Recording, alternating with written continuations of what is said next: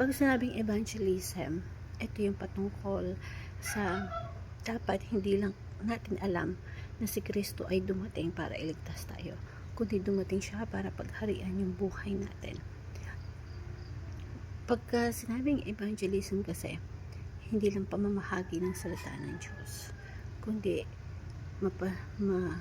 si Peter kasi dito sa verse na to is inihayag niya na yung salita naging katawan, naging Kristo, at si Kristo ay ang salita. So hindi lang siya nanatiling salita, naging tao siya para maipahayag, para maiparamdam yung pagiging pagkapanginoon niya. Yung Diyos talagang inihayag niya yung pag-ibig niya sa atin sa pamamagitan ng ating Panginoong Hesukristo. Ganoon niya tayo kamahal. So tayo bilang isang mananampalataya, gusto din natin na yung mga mahal natin sa buhay, hindi lang masyara ng gospel, kundi pagharian ng Panginoong Hesukristo ang kanilang pamumuhay.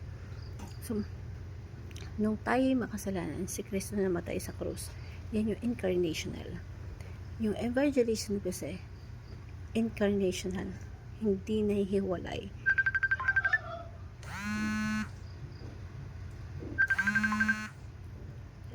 Ang mensahe sa mensahero. Yung evangelism kasi, it's not merely or individual. Kubig, ipinamuhay yung katotohanan. Hindi lang sa kanya sinasabi yung pag-ibig ng Diyos na pinakita kay Kristo nung namatay siya sa krus. Ipinararanas pa yung pag-ibig ng Diyos sa mga taong mahal natin kung paano ang Panginoong Hesukristo siyang salita ng Diyos. Ang salita ay nagkatawang tao, nag-incarnate, nag-experience, diba? So, dapat ganoon din sa atin. Pangalawa, it is earth word, not merely heaven word. Ito po ay earth word.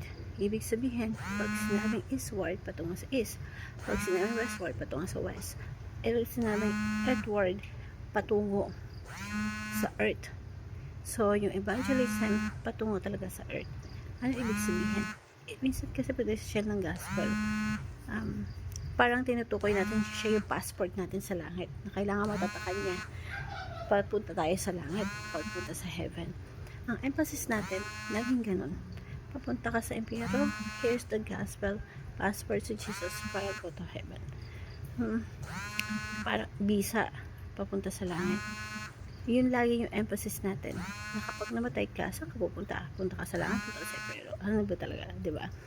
So, yung evangelism, hindi lang siya basta heavenward. Earthward siya. Pag sinabing earthward, sabi this sa Matthew 4:23, and he went throughout the Galilee, teaching their synagogue and proclaiming the gospel of the kingdom. Sa gospel, yung gospel is the of the kingdom. Again, na experience ng tao, healing every diseases and every affliction sa people. Naramdaman nila kay Kristo yung pagpapagaling, yung pag-ibig ng Diyos na talagang na-feel nila sa gospel of the kingdom. Ang gospel of the kingdom, earthward yan. Talagang papasukin yung mundo, babaguhin yung mundo. Kaya sabi nga dito sa Matthew 6:10, ganito daw dapat tayo manala. Our Father in heaven, hallowed be thy name, your kingdom come, your will be done on earth as it is in heaven. Dumating nawa ang iyong kaharian. So yung gospel of kingdom na tinutukoy nito sa Matthew 4:23, earthward yan, from heaven to earth. Hindi laging sinasabi na passport si Jesus go to heaven. The gospel of the kingdom, from heaven to earth. Your kingdom come, your will be done on earth as it is in heaven. So, earthward siya. Ang gusto ng gawin ng Diyos, yung kanyang kaharian, pasukin yung mundo, at yung mundo maging kaharian niya. At yung mga tao, pagharian niya. That's why yung proclamation ng natin ng gospel is earthward. Sakupin ang mundo. Sakupin ang ating buhay. Sakupin ang ating pamilya ng paghahari ng Diyos. It is earthward, not merely heavenward. Hindi yun yung pagtakas papunta sa langit, iwan ang mundo. Hindi. sakupin ang mundo, baguhin ang mundo, magdulot ng papabago sa mundo. And that is evangelism.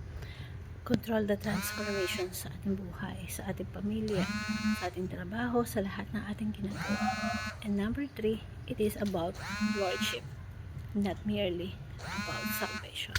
So again, sinasabi dito sa Peter na to, Port Lord Jesus and Savior. Kung gusto mo makapasok sa walang hanggang karaan ng Diyos, kailangan kilalanin mo ang Panginoon Jesucristo as your Lord and Savior. Yung evangelism, emphasize na to, Lordship, pagbabago ng buhay ng mga tao. Kaya meron kasamang warning kapag nag-share ng gospel na sinasabi natin sa kanakausap na Jesus is a Savior, ililigtas ka talaga niya mula sa tiyan na kanapahamakan. Pero here's the warning. Kung gusto mong sumunod sa Panginoon Jesucristo, you have to count the cost. You have to give up everything. Kaya, he who cannot renounce everything, who does not give up everything, he cannot be my disciple. So, we have to count the cost. Tignan mabuti. Kaya mo maging disciple ng Panginoon sa Kristo. Kasi Panginoon siya. Dahil siya ay Panginoon, we have to give up our life and surrender everything to Him. Yun yung pagiging Lord of Jesus Christ. He will demand all of us. He will require all of us. Buong buo, we have to surrender everything to Him. And that is the evangelism. We submit to Him. Proclaim that Jesus is the Lord. And He will not allow half-hearted commitment. You have to surrender everything. 100%. If Jesus Christ is not the Lord of all, He is not Lord at all. Paano natin apply sa buhay natin? Live the worthy of the gospel of Christ, share earthworthy gospel of the kingdom, and evangelize all areas of life under the lordship of Jesus Christ. Hope this verse you learn something. Thank you everyone. God bless.